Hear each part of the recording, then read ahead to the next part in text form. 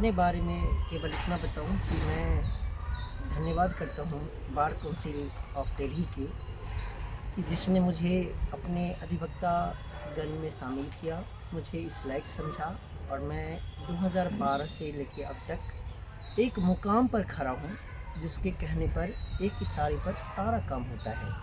ये आप मीडिया का धन्यवाद भी देना चाहता हूं इसके लिए कि जो हमने सीखा वो एक ज़मीन का किसान का बालक वो इस मुकाम को हासिल करेगा, शायद मुझे भी ये चीज़ नहीं था।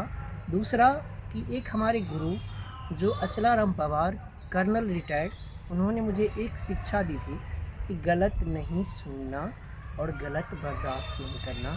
हम उस कंसेप्ट को एडप्ट करते हुए आज तक जीवन में आगे बढ़ा, उस सिद्धांत को लेकर एडॉप्ट किया, भारतीय संविधान को आधार माना और उस पर हमने कार्य किया।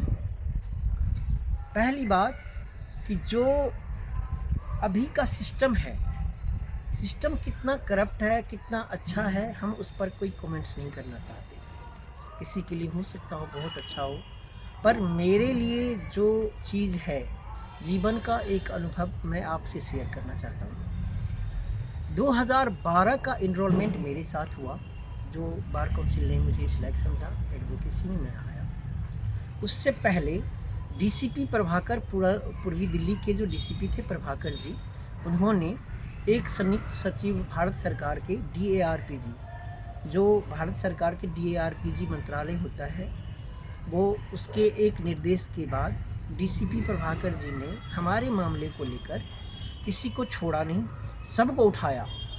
सबको उठाने के बाद भी मेरा काम नहीं हो पाया।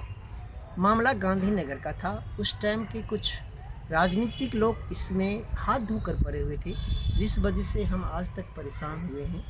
हाँ, नो डाउट, न्यायपालिका की गरिमा को देखते हुए, न्यायपालिका के आदेश को देखते हुए, तत्कालीन जो न्यायाधीश थे सुभाष कुमार मिश्रा, उन्होंने पुलिस पर बहुत फटकार लगाई।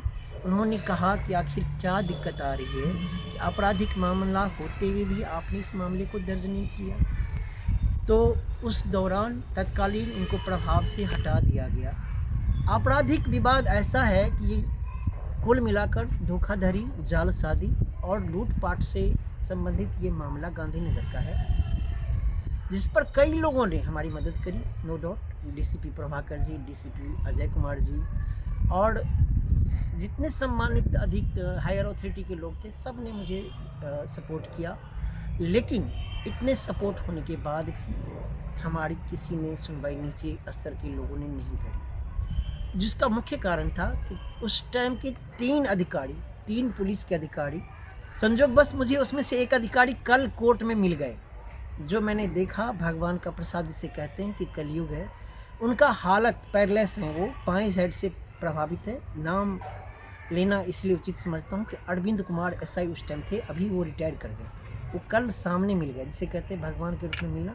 मैं मिलकर देखकर मैं हैरान रह गया कि क्या भगवान की जो डंडा होता है, भगवान की जो मार होती है, वो ऐसी ही मार है। जिसके खिलाफ आवाज़ उठाया है, उस आवाज़ को दबाने की कोशिश करी है वहाँ के तत्कालीन राजनीतिक लोगों ने। इस वजह से हम परेशान हुए। नो डाउट कि हम आगे बढ़ते गए, क्रम बाय क्रम हमारी ग्राफ बढ़ती गई।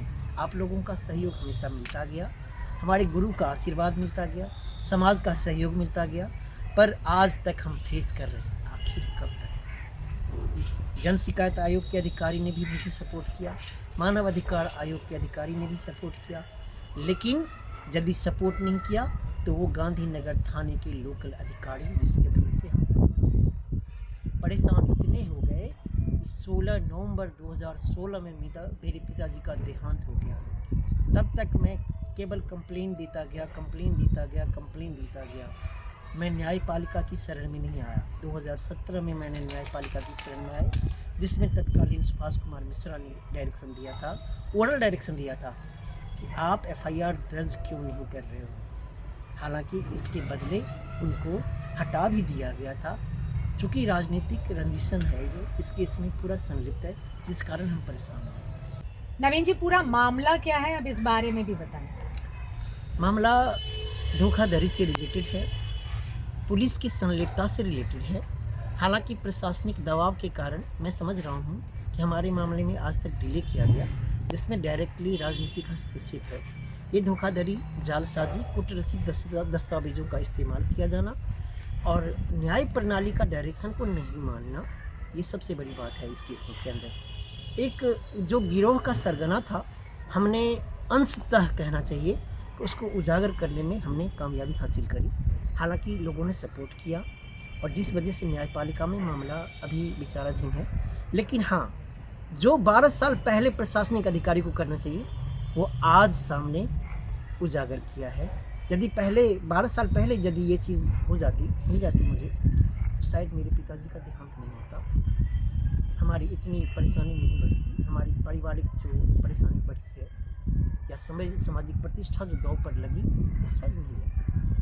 कुल मिलाकर मुझे इतना कहना है कि राजनीतिक हस्तक्षेप के कारण बहुत सारे लोग परेशान रहते हैं और मैं एक एडवोकेट इतना कामयाबी हासिल किया है कि आप लोगों का आशीर्वाद है, समाज का स्नेह है, प्यार है, गुरु का आशीर्वाद है, जिसके वजह से हम आखिर 12 साल बाद ही सही, भगवान का 14 साल का वनवास ही सही, लेकिन शायद हो सकता है राम राज्य की स्थापना हो और सीता जी हमारे घर आएंगे। जिस मामले कंप्यूटर कढ़ाई मशीन से रिलेटेड ये मामला था और उस मशीन को जो एलजी साहब ने डायरेक्शन दिया था कि आप इनके सामान को दिखा तो दो कम से कम, डीसीपी प्रभाकर जी ने कहा था कि इनका ही सामान इनको दिला तो दो कम से कम।